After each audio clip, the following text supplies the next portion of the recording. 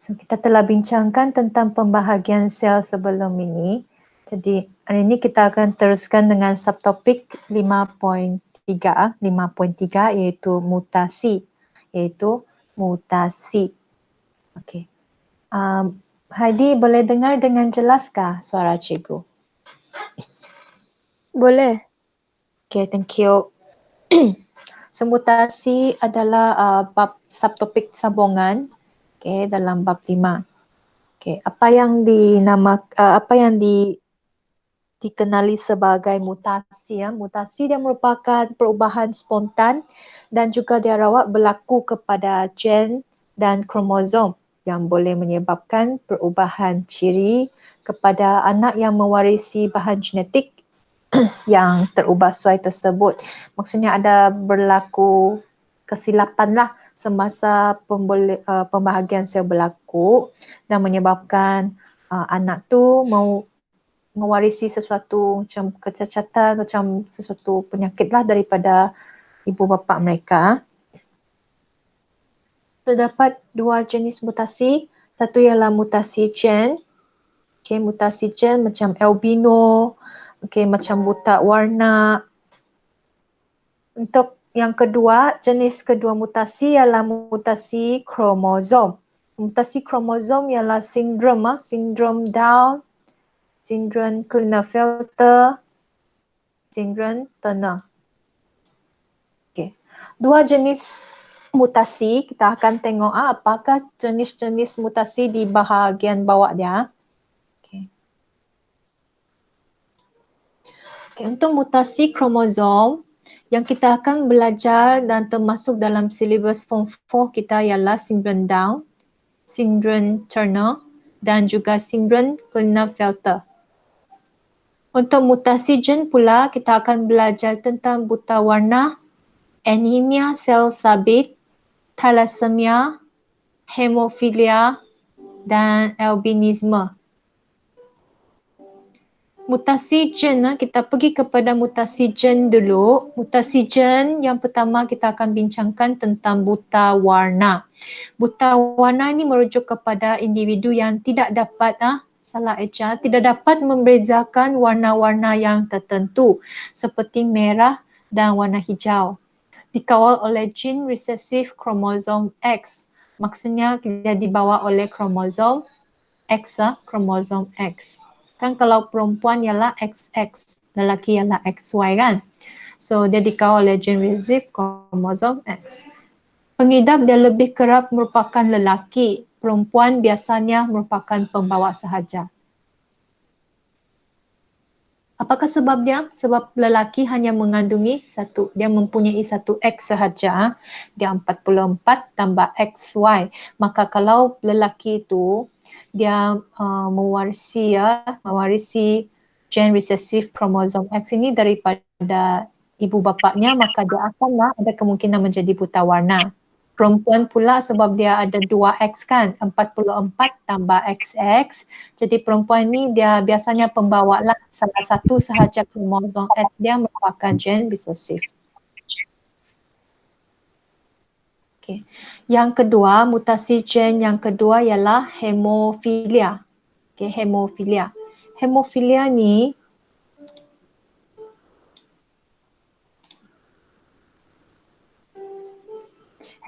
ni merujuk kepada individu yang mempunyai masalah darah dia gagal membeku.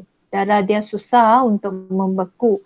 Dikawal oleh gen resesif kromosom X juga dan pengidap dia lebih kerap lelaki. Cikgu salah typing. Pengidap dia lebih kerap lelaki. Untuk albino, individu albino, pengidap dia kurang pigmen dalam badan. Pigmen ini merujuk kepada warna dalam pigmen. Contohnya pigmen dalam daun ialah klorofil, dia hijau kan. Kalau pigmen dalam badan kita dipanggil sebagai melanin. Melanin.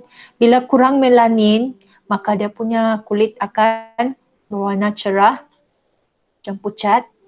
Rambut dia putih, iris mata dia merah jambu. Dikawal oleh gen resesif yang sintesis melanin dalam autosom. Okay, dia dibawa oleh gen dalam autosom lah, dalam kumpulan 44 itu 44, dan boleh berlaku ke atas lelaki ataupun perempuan. Dua-dua ada kemungkinan boleh dapat inilah kalau masalah gen resesif yang menghasilkan pigmen melanin berlaku kecacatan, dia akan menyebabkan albinisme berlaku. Yang seterusnya adalah thalassemia. Thalassemia pesakit dia mempunyai hemoglobin yang abnormal, yang tidak normal, dan sel darah merah dia kecil, pucat dan mudah pecah. Okay, menyebabkan seseorang yang ada thalassemia itu dia selalu kurang darah lah, kurang sel darah merah. Dikawal oleh gen resesif pada autosom. Yang terakhir, anemia sel sabit. Apa beza dia thalassemia dengan anemia? Anemia ni bentuk sel darah merah dia berbentuk sabit. Okay, menjejaskan pengangkutan oksigen dan disebabkan oleh gen resesif pada autosom lah. Autosom. Okay. Thalassemia ni sel darah merah dia kecil, pucat, mudah pecah. Tapi kalau anemia sel sabit, dia khas spesifik merujuk kepada sel darah merah dia berbentuk sabit. Seterusnya juga pergi kepada mutasi kromosom yang kita bincangkan tadi, ada 3 jenis. Satu ialah sindrom Down, sindrom Klinefelter dan sindrom Turner. Okey, kamu boleh buka sedia buku teks untuk kamu rujuk mana-mana gambar raja. Sindrom Down ini ialah sindrom Down. Ini adalah karyotype dia, iaitu menunjukkan semua bilangan kromosom yang ada pada individu sindrom Down. Sama juga dia ada 44. Okey, 1, 2. Okey, kromosom itu dalam pasangan Dalam pasangan dia ada 22 pasangan dengan satu lagi pasangan ke-23 adalah menunjukkan jantina dia, kromosom seks jantina dia. So yang warna kuning ini dia telah menunjukkan masalah dia berlaku di mana kalau orang yang sindrom Down. Individu yang sindrom Down dia mempunyai lebih satu kromosom dalam pasangan yang ke-21. Ini kamu perlu hafal perlu ingat. Kalau sindrom Down, masalah dia berlaku pada autosom pasangan ke kromosom ke-21 di mana bilangan dia menjadi 3. Sepatutnya untuk yang normal dia sepatutnya adalah 2 sahaja sepasang. Tapi dia lebih satu menyebabkan seseorang individu itu mengalami kerencatan akal. Ciri-ciri sifat dia, muka dia bulat, muka dia bulat, muka dia leper, leher dia pendek, mata dia sepet, lidah terjelir keluar kebanyakan masa, mulut dia selalu terngangak, tangan dan kaki dia pendek. Okay. So ini adalah sindrom Down. Sindrom Down bukan sahaja berlaku kepada salah satu jantina, tapi sindrom Down boleh berlaku pada lelaki ataupun perempuan. Sebab masalah dia tidak berlaku di kromosom seks. Masalah dia berlaku di kromosom ke-21 lebih satu kromosom. Ataupun kita panggil dia trisomi. Trisomi 3. Bilangan kromosom semuanya 47. Orang yang normal hanya ada 46 sahaja. Orang yang normal 46. Tapi mereka mempunyai 47. Lebih satu kromosom pada pasangan ke-21. Mutasi kromosom yang kedua kita bincangkan hari ini ialah sindrom Turner. Sindrom Turner. Sindrom Turner ini dia berlaku pada perempuan. Okey, perempuan. Di mana ini adalah karyotype dia. Pasangan 22 pasangan autosom itu normal. Semua adalah normal. Okey, dua dalam satu pasangan tu. Okey, semua normal. Masalah dia di mana? Masalah dia ada pada kromosom seks. Kromosom seks dia kurang satu X. Hilang satu X Okay. hilang satu X. Kromosom seks kurang satu kromosom X berlaku pada perempuan. Bilangan kromosom dia berkurang. Orang yang normal 46, tapi dia hanya mempunyai 45 sahaja. Ataupun biasanya kita akan mewakili bilangan kromosom dia seperti begini. 44 tambah X kosong. 44, 45. So jumlah dia adalah 45 dan kosong. Kosong ini merujuk kepada kehilangan satu X di sini ya, hilang satu X. Ciri-ciri bagi individu yang sindrom Turner ini, ovari dia tidak berkembang. Okay, ovari dia tidak berkembang dan boleh menyebabkan kemandulan. Dia tidak mengalami, kadang-kadang dia tidak mengalami haid, kitaran haid dia. Jadi dia tidak subur, tidak boleh mengandung lah. Ini ialah sindrom Turner. Satu lagi ialah sindrom Klinefelter. Ini adalah karyotyp dia. Karyotyp dia untuk autosom. Ini semua dipanggil 22 pasang ini semua dipanggil sebagai kromosom autosom. Okay, AUTOSOM. Autosom ini semua normal. Setiap satu pasangan tu dua sahaja kromosom di dalam dia. Masalah berlaku pada kromosom seks yang warna kuning ini ya, yang telah dikuningkan. Kromosom seks dia apa yang berlaku? Dia lebih satu kromosom. Okay, lebih satu kromosom X. Kenapa cikgu bilang dia lebih satu kromosom X? Sebab sindrom Klinefelter dia berlaku pada lelaki. Berlaku pada lelaki. Lebih bilangan kromosom X pada kromosom seks. Berlaku pada lelaki. Jumlah kromosom dia 47.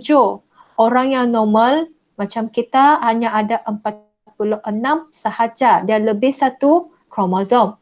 Ataupun kita boleh wakilkan begini ya, 44 autosom tambah XXY.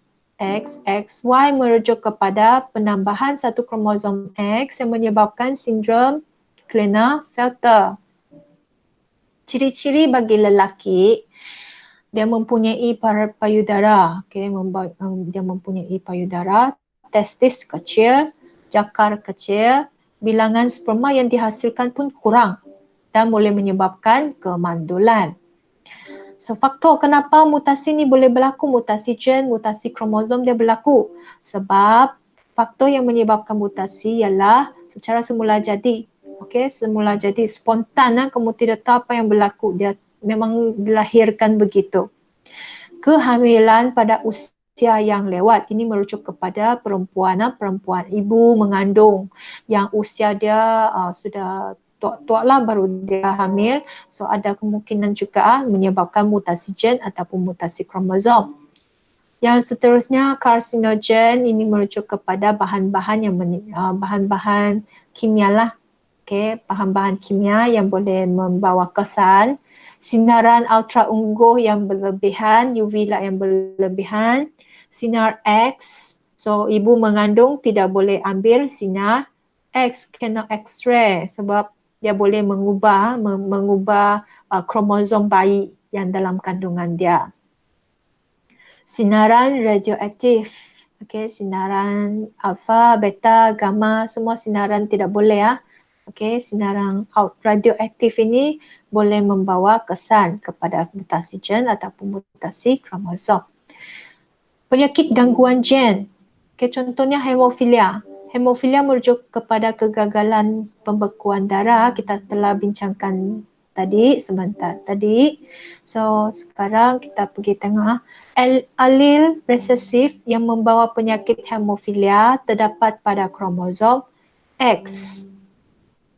Trait kegagalan pembekuan darah adalah trait terangkai seks. Kenapa dia dipanggil sebagai gen terangkai seks? Sebab dia terdapat pada kromosom X yang merupakan kromosom seks. Okay, dia akan terbawa di sana kromosom seks. Jika tiada alel resesif pada kromosom X, maka tiada penyakit gangguan gen. Contohnya begini, apabila ayah kepada individu itu, ayah itu buta warna. Okey, contoh untuk buta warna. Buta warna dan ayah dia mempunyai X, B. Okey, X, B. B itu merujuk kepada buta warna resesif kan? Resesif. X, Y ni bapak dia, ni genotype bagi bapak dia. Mamak dia pula adalah pembawa. Pembawa maksudnya satu adalah X, satu tu ialah dominant, satu lagi resesif, dia membawa, dia merupakan pembawa. Dia sendiri bukan buta warna, dia orang normal, tapi dia merupakan pembawa. Jadi ada kemungkinan dia akan mewariskan sifat buta warna ini kepada anak-anak dia. So apabila dua individu ini berkahwin, mereka masing-masing menghasilkan gamet. Gamet ini merujuk kepada sel pembiakan, iaitu sperma, ovum. Bila kita agak melalui pewarisan, derajat pewarisan begini, kita boleh dapati bahawa gamet pertama ini ada kemungkinan mempersenyawakan gamet yang pertama bagi ibu. Jadi anak pertama dia mewariskan satu B huruf besar ini dominan dan satu lagi resesif. Maka anak perempuan yang dihasilkan anak pertama itu adalah anak perempuan pembawa. Pembawa.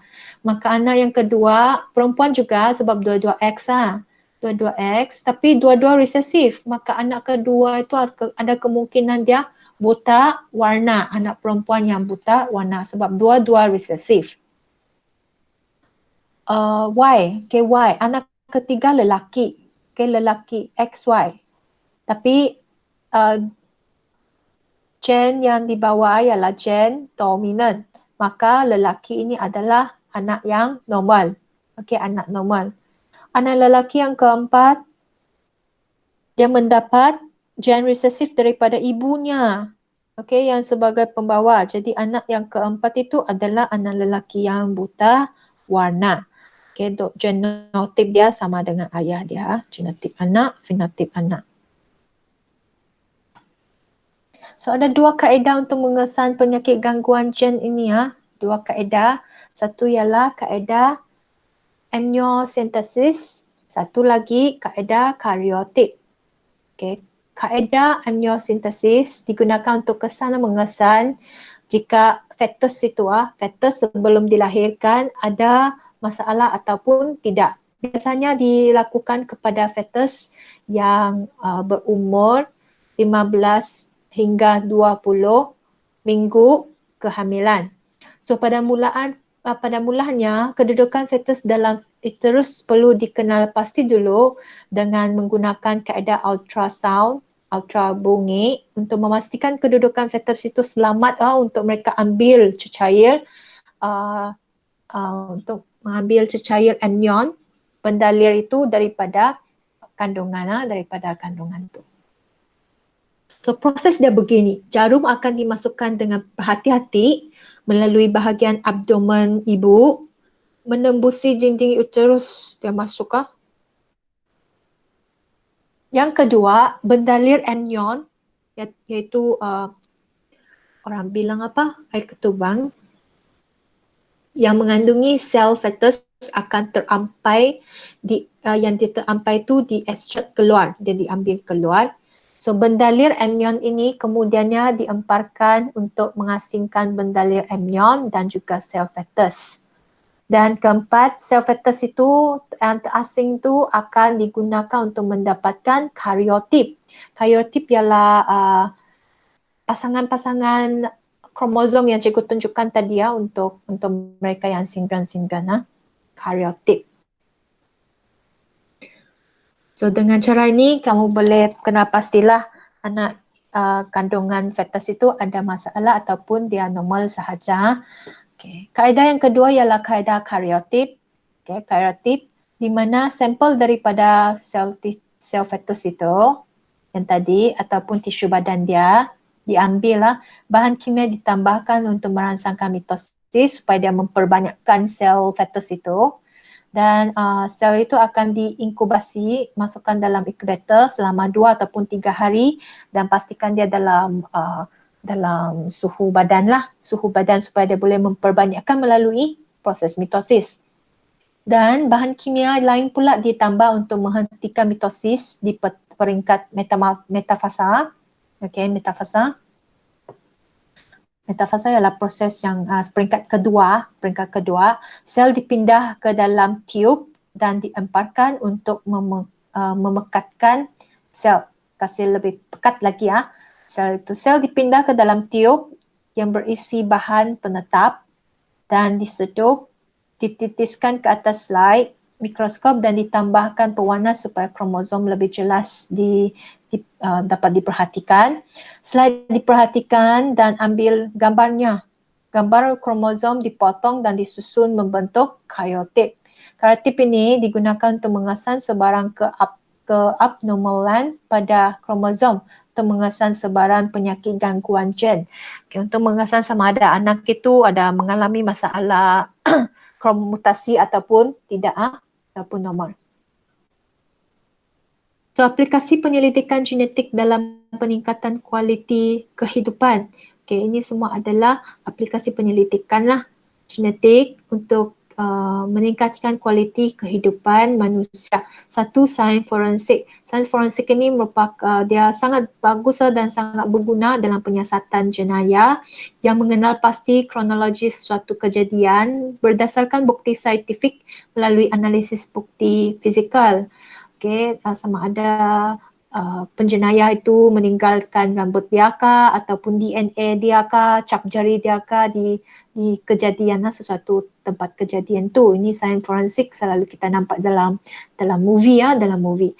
So yang kedua, terapi gen. Kaedah ini untuk membaiki gen-gen mutan yang menyebabkan penyakit seperti secara sistematik Okay. Okay, dan contohnya kalau ada cyst maksudnya pertumbuhan yang tidak normal dalam badan. Okay, hemofilia, anemia sel sabit, okay, dengan menyisipkan, dikasih tukar yang cacat itu dengan yang normal, dia gantikan supaya pesakit itu tidak akan mengalami masalah penyakitlah yang disebut di atas. Genealogi genetik, kajian pengumpulan genetik untuk menentukan salasila ataupun susur galur tentang keluarga, keturunan dan juga sejarahnya. Ujian DNA digunakan. Genealogi ni selalunya kalau dalam movie kamu nampakkan orang mau menentukan sama itu anak dia ke tidak, dia ambil DNA anak dengan bapa, buat kajian, buat genealogi genetik untuk membuktikan anak itu adalah milik kepada induk tersebut. So ini dia proses terapi gen macam mana kita boleh mengubati seseorang yang mempunyai gen yang tidak normal lah. First, kita akan ambil sel sperm dikeluarkan daripada pesakit, sel dia. Yang kedua, gen yang normal dimasukkan dalam virus untuk perbanyakan. Perbanyakan. Lepas itu, gen virus yang telah termodifikasi dicampur dengan sel sperm pesakit supaya dia masukkan semua gen yang normal itu ke dalam sel sperm pesakit.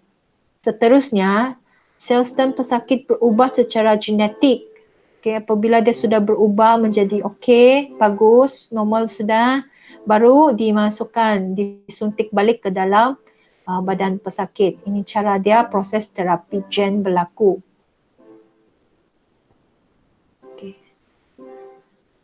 So teknologi kejuruteraan genetik. Dia boleh mengubah sesuatu organisma. Kejuruteraan genetik biasanya dikaitkan dengan DNA rekombinant. Organisma termodifikasi genetik, GMO ni, dan juga terapi gen.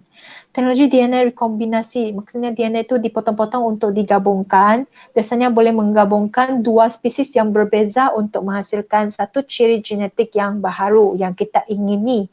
Contohnya DNA tumbuhan dikombinasikan dengan DNA bakteria ataupun DNA manusia dikombinasikan dengan DNA ulat. Ini semua bertujuan untuk menghasilkan sesuatu DNA yang diperlukan oleh manusia. Contohnya, DNA manusia yang dikombinasikan dengan DNA bakteria ialah dalam penghasilan insulin. Insulin, sejenis hormon yang dapat membantu orang yang mengidap diabetes mellitus, yang ada kencing manis. Orang yang mempunyai mengidap kencing manis, dia memerlukan suntikan insulin yang banyak.